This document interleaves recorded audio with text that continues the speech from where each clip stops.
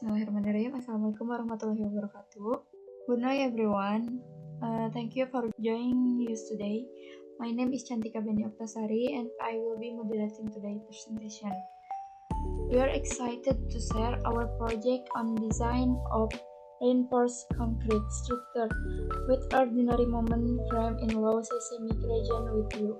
Our team consists of Karina, Yasin, Ridwan, and myself. Each of us has contributed significantly to this project and we are eager to present our findings and insight. Okay, next. Let me show you. This is my mind map. Dan di dalamnya ada introduction, metode, hasil, dan kesimpulan. Perlu kita ketahui bahwa bangunan harus didesain mempunyai kekuatan dan ketahanan sesuai dengan fungsi yang dimaksudkan. Menurut Rahmanto et al. 2023, struktur harus mampu memikul berbagai beban secara efektif, termasuk beban mati, beban bertumpuk, beban hidup, dan beban angin, beban gempa. Pulau Kalimantan merupakan wilayah dengan kegempaan rendah yang ditandai dengan tidak adanya gunung berapi aktif. Berdasarkan catatan Badan Meteorologi, Klimatologi, dan Geofisika atau BMKG. Rancangan seismik sangat penting karena gempa bumi mewakili bahaya dengan periode ulang yang lama dan ketidakpastian yang signifikan.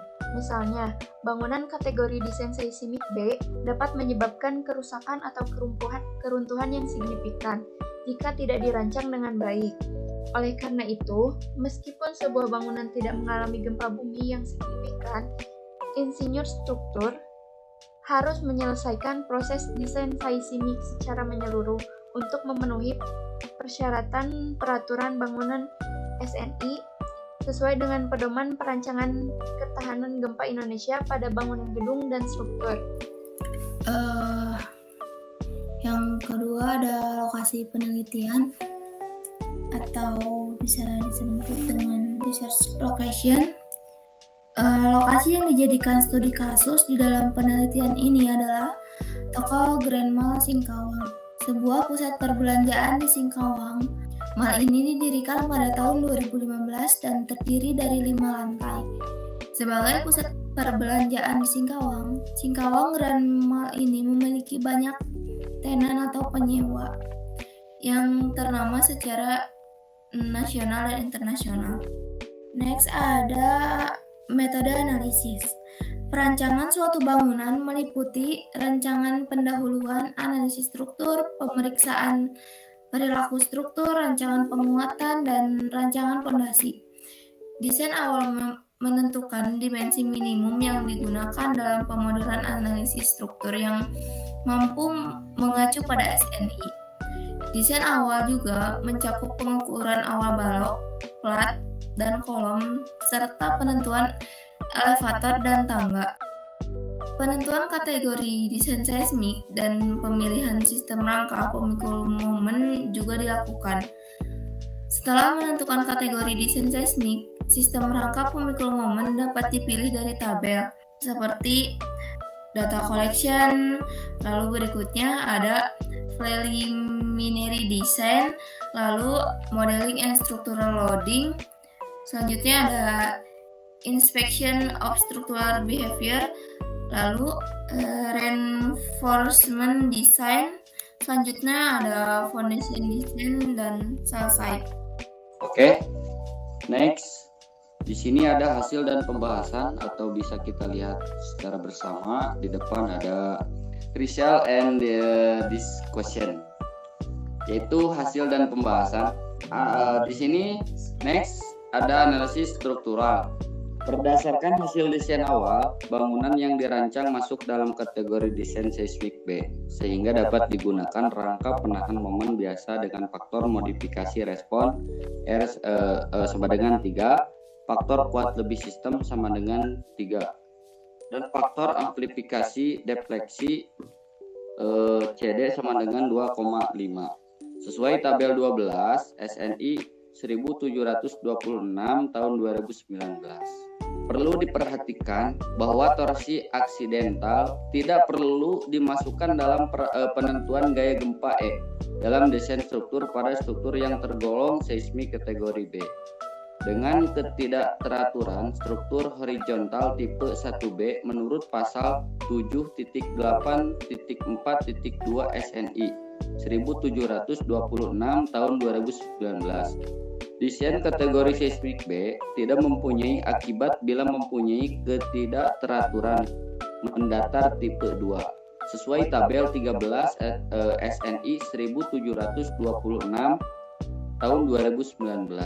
Selain itu, karena struktur memiliki ketidakteraturan horizontal, penggunaan diafragma kaku tidak diperbolehkan sesuai pasal 7.3.1.2 SNI 1726 tahun 2019 dan asumsi pemodelan semi kaku harus digunakan sesuai pasal 12.3.1 SNI 1726 tahun 2019.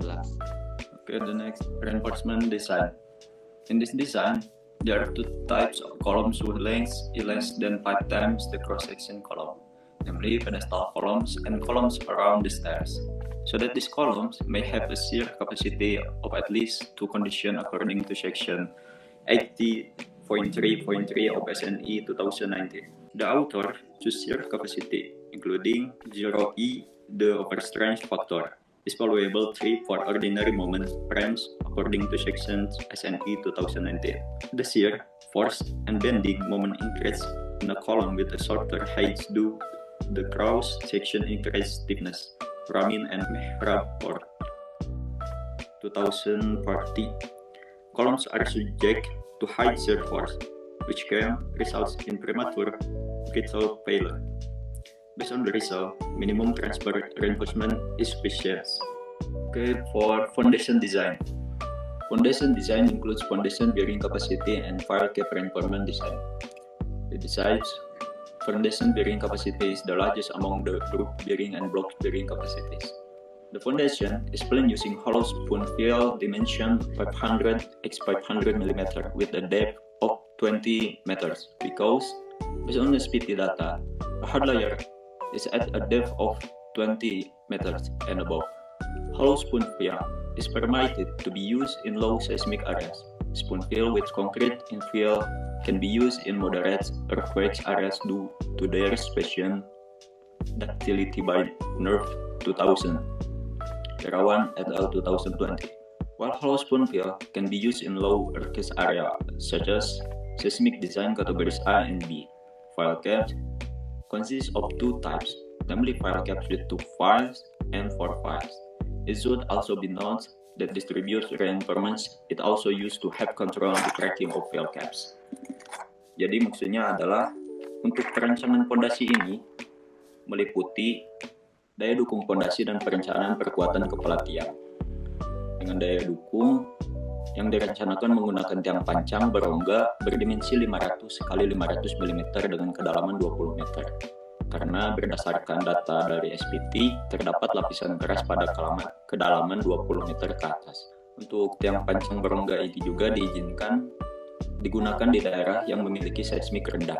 Seperti yang kita tahu, Kalimantan merupakan salah satu daerah dengan bencana gempa yang cukup rendah. Oke, conclusion atau kesimpulan. Berdasarkan analisis struktur secara detail dan pertimbangan desain pada gedung pertokoan di 8 lantai di kota Singkawang City yang terletak pada daerah seismik rendah atau B hingga sedang. Dapat diketahui bahwa berdasarkan kategori desain seismik dan pemilihan sistem struktur, perbelanjaan mid-rise, bangunan gedung di kota Singkawang termasuk dalam kategori desain seismik B karena hasil analisis menunjukkan resiko gempa sedang. Oleh karena itu, sistem rangka pemikul momen biasa sesuai untuk struktur ini dengan faktor modifikasi respon atau R sama dengan 3 dan faktor kelebihan beban sistem sama dengan 3 sesuai SNI 1726 2019. Hasil analisis menunjukkan bahwa penggunaan sistem rangka tahan momen atau MRF sangat penting untuk meningkatkan duktilitas, menyerap energi saat terjadi gempa, dan mencegah keruntuhan getas mendadak. Secara keseluruhan, proses desain dan analisis struktur gedung pertokoan di Kota Singkawang menunjukkan pendekatan komprehensif untuk memastikan ketahanan struktur terhadap potensi kejadian seismik di wilayah seismik rendah hingga sedang, mengintegrasikan prinsip-prinsip desain seismik, pertimbangan keuletan, dan teknik analisis yang ketat, menekankan pentingnya mitigasi bahaya gempa, bahkan di daerah dengan aktivitas seismik yang relatif rendah. Okay, thank you Karina, Yasin, Ridwan for your excellent presentation. Once again, thank you for your time and attention. Have a great day. Thank you. Thank you everybody.